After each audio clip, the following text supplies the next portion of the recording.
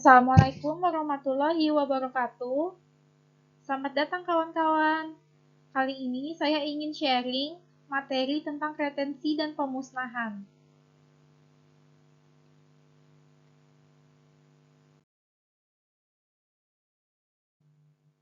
Retensi dan pemusnahan berbeda.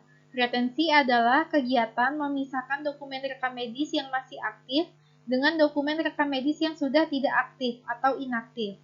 Sementara, pemusnahan adalah kegiatan menghilangkan, menghapus, atau menghancurkan secara fisik dokumen rekam medis yang telah mencapai 5 tahun sejak terakhir berobat di rumah sakit.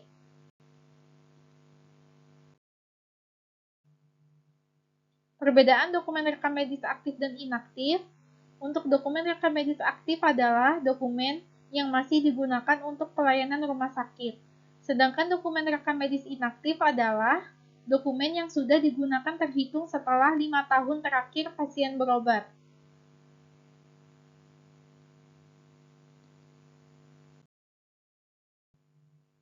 Pertimbangan dalam melakukan penyusutan dokumen rekam medis. Yang pertama, ketersediaan ruang penyimpanan yang sudah sangat terbatas. Yang kedua, penggunaan dokumen rekam medis yang sudah sangat tinggi, misalkan untuk penelitian atau pengembangan ilmu pengetahuan di bidang kesehatan, maka pada umumnya akan disimpan lebih lama. Yang ketiga, dokumen rekam medis yang menyangkut masalah hukum biasanya tersimpan dalam jangka waktu yang lama, yaitu sekitar 20 tahun, seperti kasus pembunuhan dan akibat kriminalitas berat lainnya.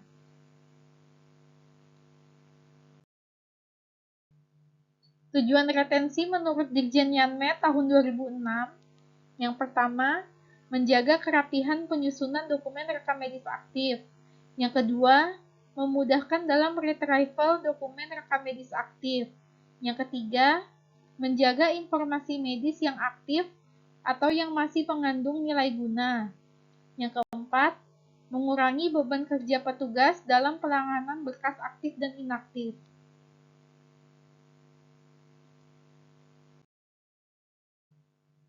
Tata cara retensi dokumen rekam medis. Yang pertama, penyisiran dokumen rekam medis, yaitu suatu kegiatan pengawasan rutin terhadap kemungkinan kesalahan letak dokumen rekam medis dan mengembalikannya pada letaknya sesuai dengan sistem penjajaran yang digunakan. Ketika kegiatan ini dilakukan, bersama itu pula dilakukan pencatatan dokumen rekam medis yang sudah saatnya diretensi.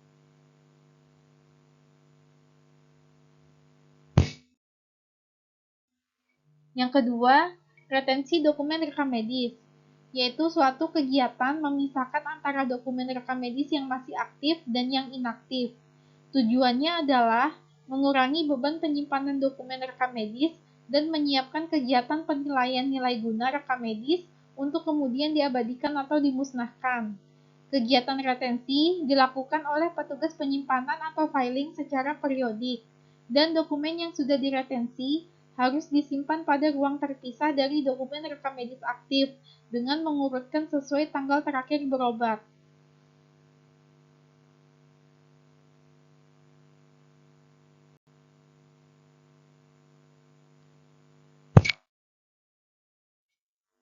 Yang ketiga, penilaian nilai guna rekam medis, yaitu suatu kegiatan penilaian terhadap formulir-formulir rekam medis yang masih perlu diabadikan atau sudah boleh dimusnahkan. Penilaian nilai guna ini dilakukan oleh tim pemusnah dokumen rekam medis yang ditetapkan oleh direktur rumah sakit atau pimpinan sarana pelayanan kesehatan.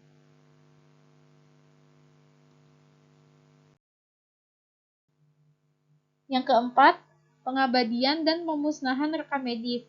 Setelah dilakukan penilaian terhadap nilai guna rekam medis dari dokumen rekam medis inaktif, tim pemusnah kemudian mengabadikan formulir rekam medis yang harus diabadikan sesuai dengan nilai gunanya. Setelah dilakukan pengabadian nilai guna, dokumen rekam medis kemudian dimusnahkan.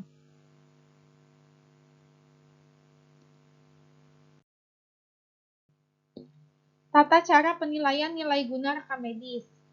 Yang pertama, memisahkan formulir rekam medis yang harus diabadikan, yaitu ringkasan masuk dan keluar, resum medis, lembar operasi termasuk laporan persalinan, identifikasi bayi lahir, lembar persetujuan tindakan medis atau informed consent, dan lembar kematian.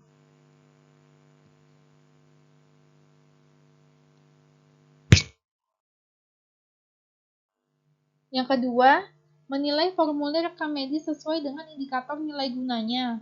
Indikator nilai guna rekam medis dibagi menjadi dua bagian, yaitu indikator nilai guna primer dan indikator nilai guna sekunder. Yang ketiga, mengumpulkan formulir-formulir rekam medis, sisanya termasuk rekam medis rusak tidak terbaca, disiapkan untuk dimusnahkan.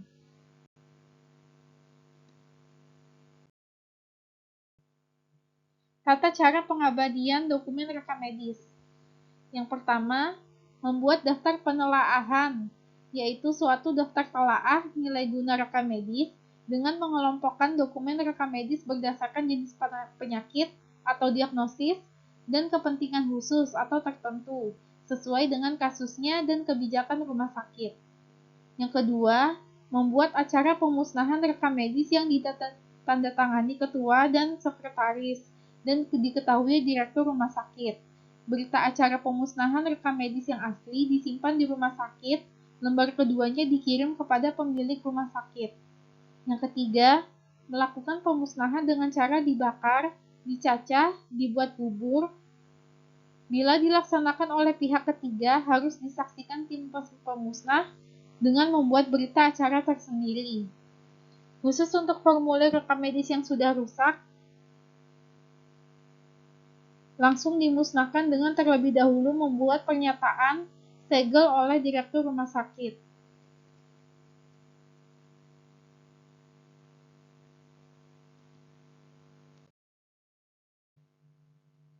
Pembuatan tim pemusnah terdiri dari komite medis sebagai ketua, kepala rekam medis sebagai sekretaris, dan anggotanya, yaitu petugas filing dan tenaga lainnya yang terkait berdasarkan surat keputusan direktur rumah sakit.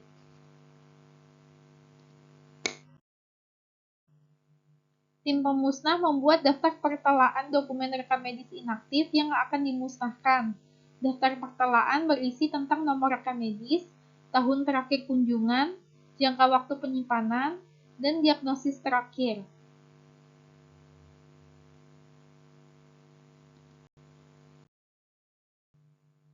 Cara pemusnahan dokumen rekam medis dapat dilakukan dengan cara antara lain dibakar dengan menggunakan insinerator atau dibakar biasa, dicacah atau dibuat bubur, atau dilakukan oleh pihak ketiga dengan disaksikan oleh tim pemusnah.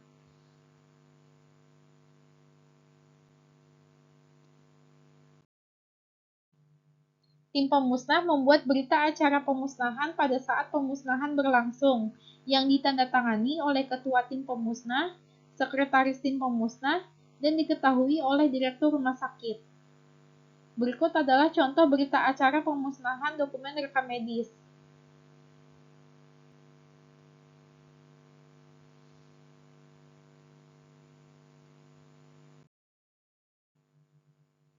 Khusus untuk dokumen rekam medis yang sudah rusak atau tidak terbaca, dapat langsung dimusnahkan dengan terlebih dahulu membuat pernyataan di atas kertas bersegel yang ditandatangani oleh direktur yang isinya menyatakan bahwa dokumen rekam medis sudah tidak dapat dibaca sama sekali sehingga dapat dimusnahkan.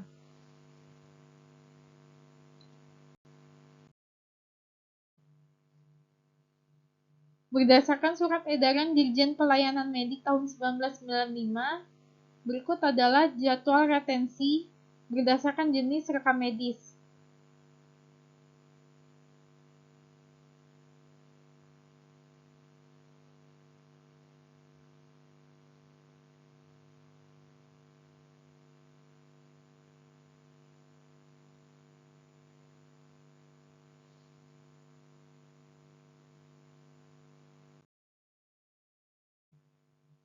Untuk kasus anak, diretensi sesuai kebutuhan tertentu. Kartu indeks utama pasien atau KIUP, buku register, dan indeks disimpan permanen.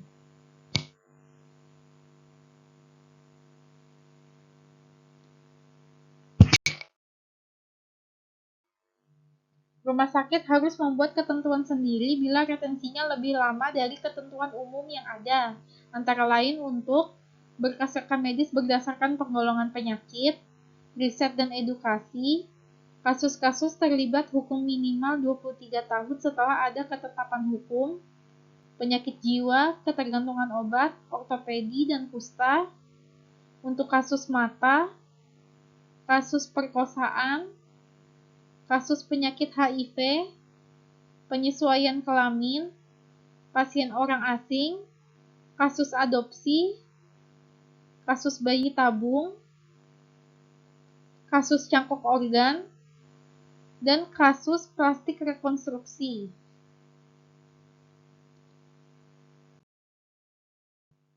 Berikut adalah alur proses penyusutan dan pemusnahan rekam medis.